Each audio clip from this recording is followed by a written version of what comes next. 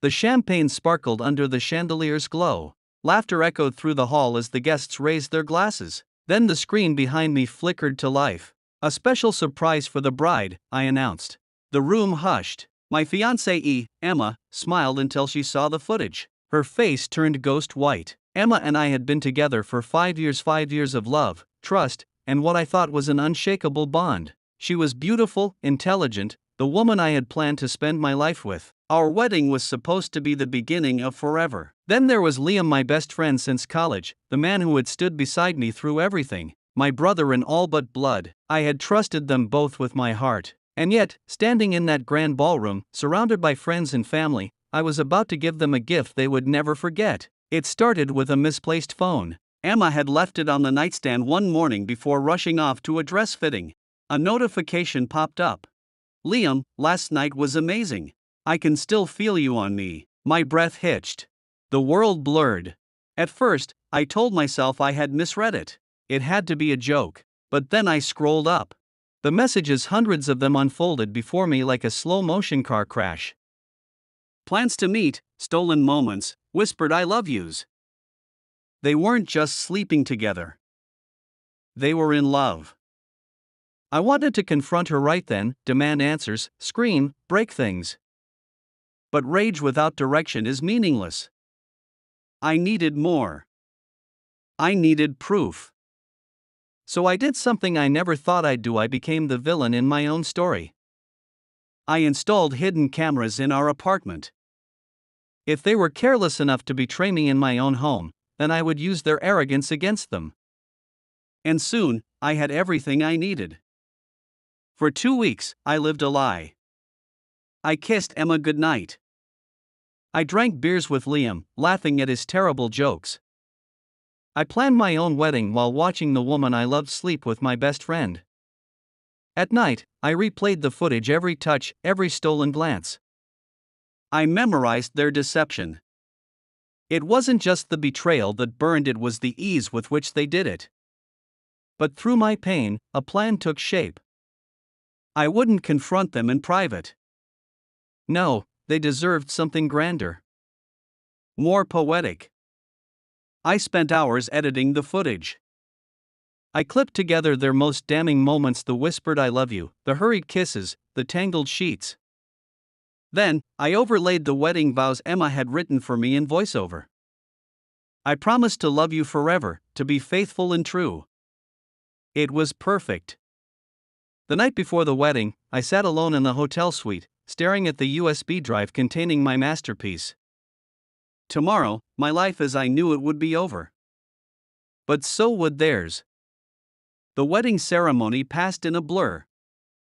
I stood at the altar, saying all the right words, slipping the ring onto Emma's trembling finger. She had no idea. Neither did Liam, standing just a few feet away, smirking like the snake he was. Then came the reception. Dinner was served, laughter filled the room, and soon, it was time for the speeches. Emma's father spoke first, followed by my best man Liam, of course. He grinned at me, standing tall and proud as he raised his glass. "To Ethan and Emma," he said. "A love story for the ages." I forced a smile, clinking my glass against his. And then, it was my turn. I stood, tapping my knife against the rim of my champagne flute. "Before I make my toast," I said, "I have a little surprise for my beautiful bride." The lights dimmed. The screen behind me flickered on. The video started playing.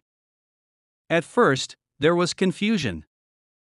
A montage of Emma and me, moments from our relationship, smiling, laughing. Then, the scene shifted. The bedroom. A different kind of laughter. A different kind of smile.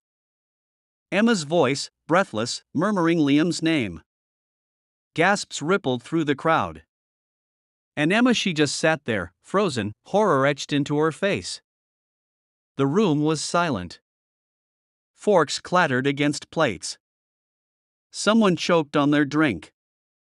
Emma leapt to her feet. "Ethan, stop."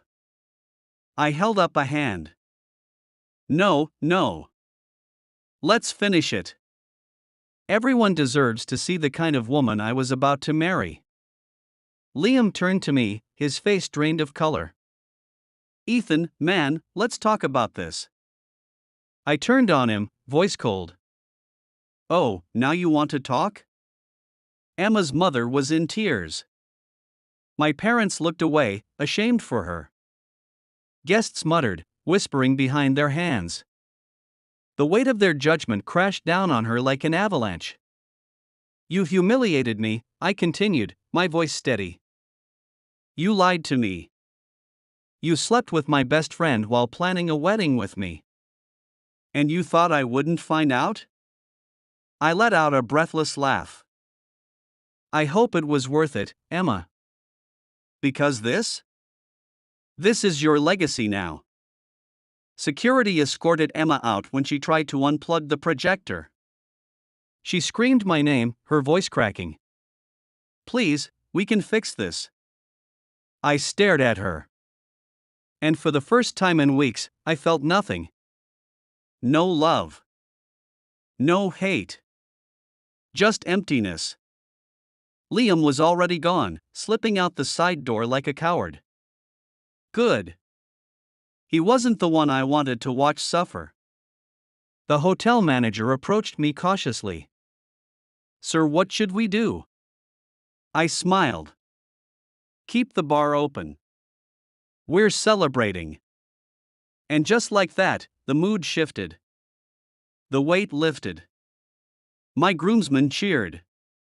The music started again. People laughed, whispered, raised their glasses.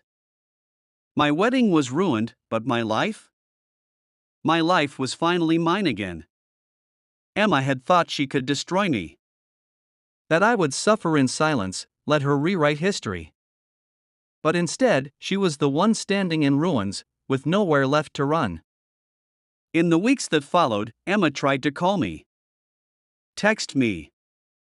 Apologize. But I never answered. There was nothing left to say. Liam lost everything: his job, his friends, his reputation. Emma disappeared from social media. Last I heard, she moved to another city. Good. As for me, I thrived. I traveled. I rebuilt. I learned that love isn't just about trusting someone else, it's about trusting yourself enough to walk away when someone betrays you. And that's exactly what I did. Some betrayals shatter you. Others? They set you free. I walked into that wedding a broken man. I walked out whole. Because sometimes, the best revenge isn't ruining their life, it's reclaiming your own.